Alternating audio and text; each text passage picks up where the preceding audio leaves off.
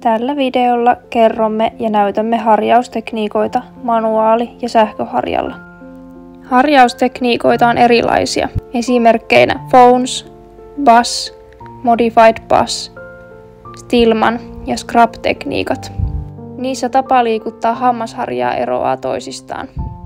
Esimerkiksi harjan liike voi olla pyörivää, värisevää, vaakasuoraa, ikeniin päin kohdistuvaa, pystysuoraa tai monen näistä yhdistelmä.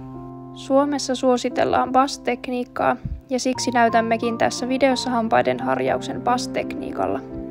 On kuitenkin hyvä muistaa, että manuaali- ja sähköharjoja on erilaisia ja siksi harjaustekniikka riippuu myös käytettävästä harjasta.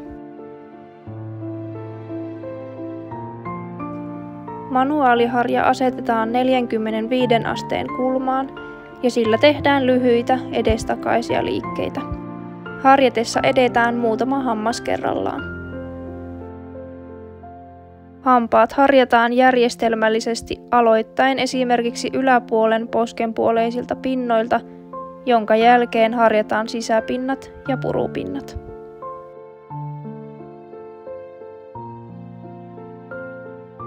Ylä- ja alaetualueen sisäpuolelta puhdistaessa harja kannattaa nostaa pystyyn, jotta harjakset yltävät paremmin ienrajaan.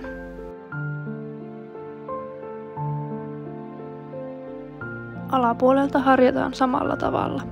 Alahampaiden, huulen ja poskenpuoleisia pintoja puhdistaessa suuta kannattaa laittaa pienemmälle, jotta huuli ja poski venyvät paremmin ja väistyvät harjan tieltä. Ylä- ja alaetualueen sisäpuolelta puhdistaessa harja kannattaa nostaa pystyyn, jotta harjakset yltävät paremmin ienrajaan.